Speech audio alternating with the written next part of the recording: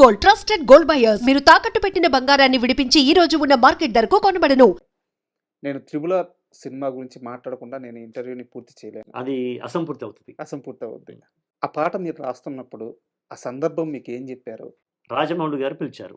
ఉమ్, విజయేంద్ర ప్రసాద్ గారు ఉన్నారు, కీరవాణి గారు ఉన్నారు, రాజమౌళి గారు, రాఘవేంద్రరావు గారు, దాసనారాయణరావు గారు కలిపితే తయారైన ఒక అత్యంత మేధోవంతమైన సున్నిత హృదయంతో కలిసినటువంటి క్యారెక్టర్ రాజమౌళి గారికి. ఉమ్, ఫస్ట్ ఇది నేను చెప్పాలి.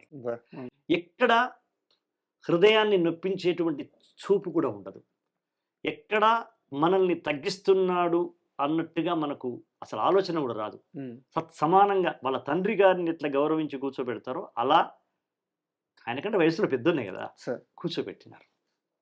గౌరవ విషయం లోపల రాజమౌళి గారు కానీ, విజేంద్ర ప్రసాద్ గారు కానీ, కీరవాణి గారు కానీ వాళ్ళ యొక్క ఆ సంస్కారం శ్లాఘనీయం. ఉమ్, పిలిచారు, కానీ రాజమౌళి గారు చాలా ప్రతిభావంతుడు, ఏది చెప్పడు. ఉమ్. ఈవెన్ రామ్ చరణ్ కొడతాడని కూడా చెప్పలేదు రాజా. అవునా? ఆ ఆ, ఆయన చేసే చమత్కారం చూడు, ఇంగ్లీష్ వాళ్ళు కొడతారు, ఈయన నేను తలవంచని అంటాడు. పూర్తిగా ఎన్టీఆర్ పాటనే చెప్పారు. ఆ, భీమ్ పాటే. ఇంగ్లీష్ వాళ్ళు కొడుతున్నారు, ఆ, నేను చచ్చినా లొంగని అంటున్నాడు, ఆ, ఏం రాస్తావు అన్నాడు. ఉమ్, డిస్కషన్ అయింది. డైరెక్టర్ ఆఫ్ పాయింట్లో రాయాలా లేకపోతే ఇంకో విధంగా రాయాలా అని అన్నప్పుడు, ఇది డైరెక్టర్ ఆఫ్ పాయింట్ రాయాలి కదా అన్నాడు. నేను ఒక చిన్న మార్పు చెప్పిన, ఆయన లిప్ ద్వారానే వస్తే ఎట్లా ఉంటుంది అన్నాను. ఉమ్, అంటే స్వోత్కర్ష అవుతుందేమో అన్నాడు. నేను వీరుణ్ణి అంతే కదా, నేను లొంగను, నాది ఎవరెస్ట్ లాంటి శిఖరం, శిరస్సు, అట్లా వస్తే స్వోత్కర్ష అవుతుంది. నేను రాసినాక చూడండి, అందులో స్వోత్కర్ష ఉండదు, బలిదానం ఉంటుందని చెప్పా. ఉమ్, బలిదానానికి నిలబడినటువంటి ఒక ఒక మహోన్నత మానవతా సమిధా రూపం ఉంటుందని చెప్పా. ఉమ్, అయితే మీరు రాసి పెట్టండి అన్నాడు. ఉమ్, కిరణ్ గారు కూడా నా వైపే అన్నాడు. ఎస్, మీరు అన్నాను కదా, మీరు రాసి తీసుకురండి, నిజంగా బాగుంటే ఓకే, లేదనుకుంటే మనం చెప్పిన పద్ధతిలో పెడతాం. ఇప్పుడు 3 రకాలు ఉంటుంది మిత్రమా. ఇప్పుడు తలవంచని రాజా అది అతడు ఒక సూర్య తేజ అని నేను చెప్పినట్టు రాస్తాం పాఠం, కీర్తింపడుతూ థర్డ్ పర్సన్ మీద థర్డ్ రాస్తాం. పర్సన్. లేదా ఎవరయ్యా నాని నాని నాని నానా అని రాస్తాం. ఎవరు నువ్వు మహారాజా, ఏ తల్లి కన్న బిడ్డవో విజయ రామరాజా. నేను చెప్తున్నాను మీ గురించి, దిస్ ఇస్ సెకండ్ పర్సన్, తనే చెప్తున్నాడు. ఈ థర్డ్ పర్సన్ తనకు తాను చెప్పుకోవడం.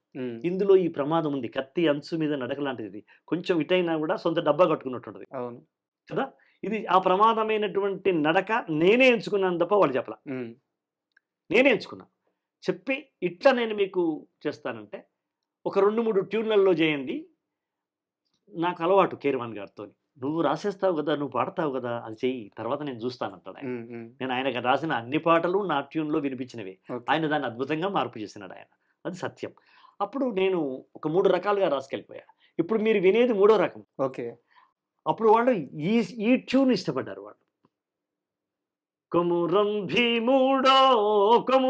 భీముడో కొర్రాసు నెగడోలే మండాలి కొడుకో అట్లా విషాదం ఉంది, ఆత్మవిశ్వాసం ఉంది, ఆశయం పట్ల అంకిత భావం ఉంది. ఈ 3 పెనవేత్తోనే నేను ఒక్కొక్క అక్షరం రాసుకుంటూ పోయాను. అక్కడ ఎక్కడ మీకు సొంత డబ్బా అనిపిస్తుందా? అనిపించదుగా. ఇది ఒక ప్రత్యేకమైన పద్ధతిలో నేను తీసుకెళ్ళాను. రగరాగా సూరీడై రగలాలి కొడుకో, ఇది తెలంగాణ ప్రజల్లో ఉన్నటువంటి మాట. ఇవాళ చస్తే రేపటికి 2, ఎందుకురా భయపడతావు? సస్తొకటి పుడితొకటి సస్తొకటి, ఎందుకురా భయపడతావు అని తనకు తానే అనుకుంటాడు. అట్లా అనుకున్న వాళ్ళే వీర తెలంగాణ నైజాం రాజు వ్యతిరేకంగా చేసిన పోరాటం లోపల కొంతమంది 4000 మంది వీరుల్ని గురించి మా నాన్న చెప్పినాడు. కాబట్టి ఆ వీరుని తలుచుకున్నాను నేను. కొమరం భీముడు అంతే. ఆ తర్వాత ఆయన చనిపోయినాడు కదా, నైజాం రాజు చనిపోయినాడు, జల్ జమీన్ జంగల్ చనిపోయినాడు కదా. చనిపోబోయేవాడు ఏం మాట్లాడతాడు, అది సినిమాకు తెలియదు, అప్పుడు ఆ విషయం లేదు, కానీ నాకు తెలుసుగా, మీకు తెలుసు కదా, ఆ తర్వాత చచ్చిపోయినాడు. అది అదంతా ఇప్పుడు రాస్తున్నాం కాబట్టి అప్పటి వ్యక్తిని మార్చి ఒక అద్భుతమైనటువంటి ఒక చిచ్చును, ఒక కార్చిచ్చును రచించిన కదా. అలాగే భూతల్లి చనుబాలు తాగానట్టేరు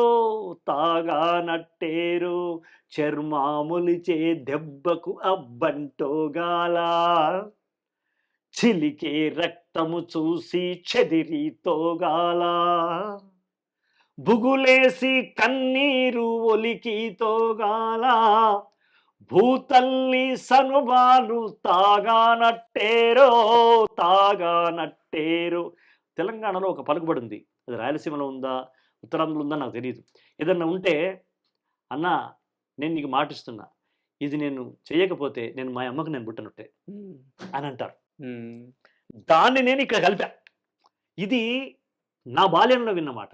నా బాల్యం కన్నా ఇంకో 30 ఏళ్ళు వెనక్కి పోయి రాసిన పాట అది. 1920లో రాస్తున్న పాట నేను. 20లో వచ్చినటువంటి మాటలే ఉపయోగించాలి. అది నాకు రాజమౌళి గారు నాకు స్వేచ్ఛ ఇచ్చినారు. ఎవరికి అర్థమవుద్దా, కోస్తా వాళ్ళకి అర్థమవుద్దా, మద్రాసులో అర్థమవుద్దా వదిలే, నేను దృశ్యం ద్వారా అర్థం చేపిస్తా, నువ్వు అక్కడ పుట్టి పెరిగిన కుమరం భీముడు వాయిస్ ఏదంటే అదే రాయన్నాడు. అది గ్రేట్నెస్ ఆఫ్ రాజమౌళి. ఎస్, నాకు స్వేచ్ఛ మైదానం ఇచ్చినాడు. చెరకు తోటలోకి ఐరావతం పోయినట్టుంది నా పరిస్థితి. ఇట్లా మలుచుకుంటే దొరికిపోతుంది చెరకు తోట, ఎలా ఉంటుంది అది. అలా నేను మొదలెట్టా. కాలువై పారే నీ గుండె నెత్తూరు, సోత్కర్ష ఉందా. నేలమ్మ నుదుట బొట్టయితుంది చూడు, సొంత డబ్బా ఉందా. అమ్మ కాళ్లకు పారాణయింది చూడు, తల్లి పెదవుల నవ్వై మెరిసింది చూడు.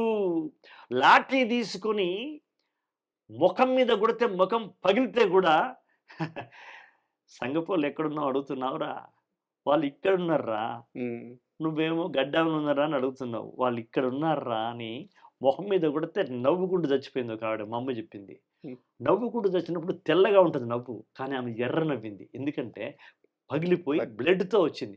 ఎర్రని పళ్ళు బ్లడ్తో ఉండి ఆమె నవ్వుతూ చనిపోయింది. ఆ దృశ్యం నాకు గుర్తుంది. అందుకే తల్లి పెదవుల నవ్వై మెరిసింది చూడు, కొమురం భీముడో పుడమి తల్లికి జనమా అరణమిస్తివిరో. అరణము అంటే సొమ్ము కాదు, అరణము అంటే కరెన్సీ కాదు. అరణము అంటే ఏంది, ప్రాణం ఉండేటువంటి జీవాలను ఇస్తే అది అరణం అంటారు తెలంగాణ. అంటే బిడ్డెంబడి ఒక బర్రెనిస్తే, ఒక మేకనిస్తే, ఒక ఆవునిస్తే అది అరణం. ఎందుకు ఇస్తారు అరణము? బిడ్డ మా దగ్గర పెరిగి ఒంటరిగా వెళ్ళిపోతా ఉంది, మా జ్ఞాపకాలు వస్తాయి.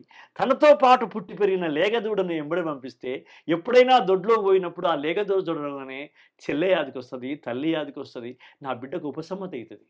తల్లిగారింటి లేగదూడ, తల్లిగారింటి మేకపిల్ల, తల్లిగారింటి కుక్కపిల్ల ఏమైనా అనుకో, అది అమ్మ చూస్తే మా బెంగ తీరుతుంది నా బిడ్డకని ఇచ్చినారు. అదొక గొప్ప సంప్రదాయం. ఆ సంప్రదాయాన్ని నేను ఇక్కడ పెట్టా.